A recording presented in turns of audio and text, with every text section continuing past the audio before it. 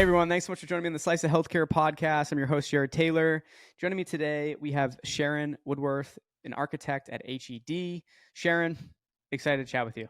Yeah, so nice to meet you. A little bit about myself. I've had 4 careers. Architecture is the third one. The first one was practicing pediatric trauma and cardiovascular nursing. Then I was an architecture critic, and now I'm a practicing architect. And I also teach architecture to physicians and nurses in a master's program at the University of California in San Francisco. And you have great art behind you. Yes, I do. Thank you. Are you a collector too? No, I wish I had that amount of money, but I do not. Those look like some nice pieces. They are, yes. I see the nice backgrounds and my additional thoughts kick in. I'm like, okay, that's cool. So I have to bring it up. You are the first architect, Sharon, that has ever been on our show, and it's really interesting because we've had a bunch of different people. We've had the executives from health systems, from payers, from digital health companies, but it's so interesting because all these people are working in buildings. You're helping to design these buildings, and I think there's so much more to it when it comes to healthcare side of architecture than we often discuss. So super excited to have you here today. Can you give us an overview, too, real quick, just of HED? Yeah, Harley Ellis Devereaux is a national firm, almost 100 years old. And in terms of our healthcare practice, we are East Coast to West Coast. Love it. And we have two core things that we're going to talk about here today. Um, one of which is designing to retain healthcare providers. So healthcare shortages are a major topic everywhere. Let's talk about how design can help impact that. You know, after COVID, this became a topic for every industry. You've probably experienced it in terms of even being in a restaurant. But in the healthcare world, if we do not have those physicians and nurses who are touching you, we do not have healthcare. Um, and I think from an architect's perspective, to advise the clinicians who come to an architectural design, I would say put your oxygen mask on first. You know, we hear that on an airplane. And what I mean by that is generally a physician or nurse will be brought into an architectural project after the budget has already been set. And I would advise them to back up a little and look at what goals and aspirations they need to make the work environment not only safe for the patient, but safe for themselves. Um, and it's interesting because you may not see it in a budget and you may not see it in a drawing, but the design aspects that help staff feel a sense of respite and supported is sometimes as simple as having a back door to enter and exit a clinic per se without having to go to the waiting room. So there are aspects that can be done. Some clients are actually designing in not just a break room, but a place where staff can get away. And what we're finding from a design standpoint is, on the one hand, that respite or break room, it needs to be close to where they work, but it also needs to be private from patients. But here's the key: that room, no matter what you call it, break room or respite, you need to offer the staff a choice of socialization amongst their coworkers. So from a design point, it might be, you know, I've got a chair that completely encloses me and I can't see anybody else, or it's a bar that I sit at and I can hang out and talk to my peers. So those are the design things that clinicians can bring to the table for their own work setting. So I used to do some work in the healthcare staffing space. And occasionally we would have hospitals or other types of healthcare organizations that would buy up a property across the street so that they could house it as like a place where if someone was working a 24-hour shift or if there was a locum tenens or a travel nurse, they could stay there. I don't know, but I'm assuming you wouldn't be allowed to do this, but are there ever people that are putting in like living situations for the people that are on the 24-hour shift? Like, how often does that come into play? Oh my goodness, it's so interesting that you mentioned that. That has been the standard actually in healthcare settings in the UK. So it wasn't unusual up until about 10 years ago in the UK for there to be an expected 6-day work week and you're on campus, and that meant there was a dorm on site. That's also true in Southeast Asia cultures for healthcare. In the US, the only kind of 24/7 support we see is actually for the physicians in terms of sleep room.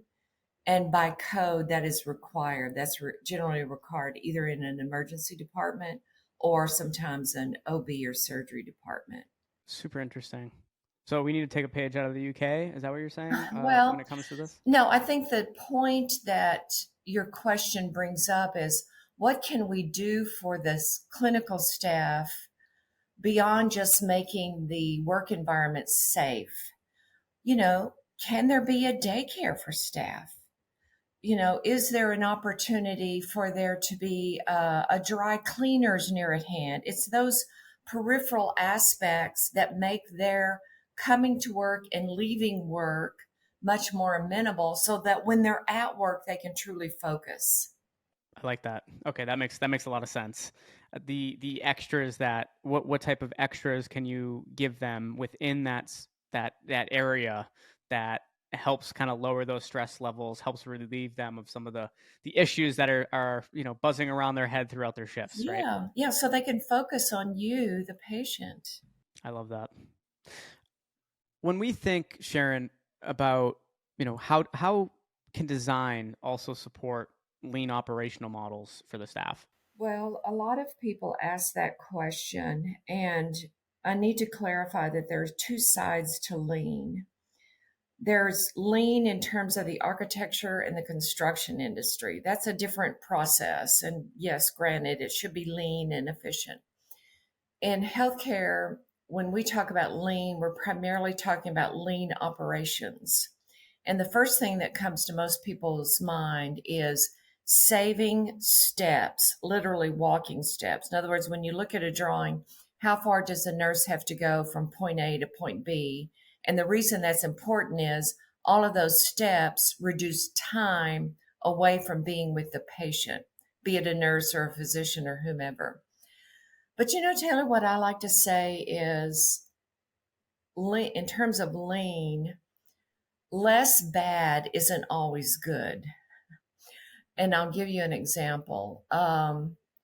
We talk about in lean healthcare operations, point of care or POC. So at the point of care, I'm going to draw your blood or I'm going to deliver some supplies. It's going to happen right at the moment. I'm not going to walk down the hall and do something. But if you have a point of care that is referred to as, let's say, a nurse server, and every room, be it a patient room or an exam room, has this drawer that has everything the nurse or physician needs in it. Wow. Point of care. That's totally lean. It's very efficient. The caregiver doesn't have to walk away to go get supplies or a drug. But here's the catch. If that supply system doesn't work into the entire medical campus, in other words, if the person who has to resupply that system has a different process in the next building over or the next floor, then you've just destroyed that point of care opportunity.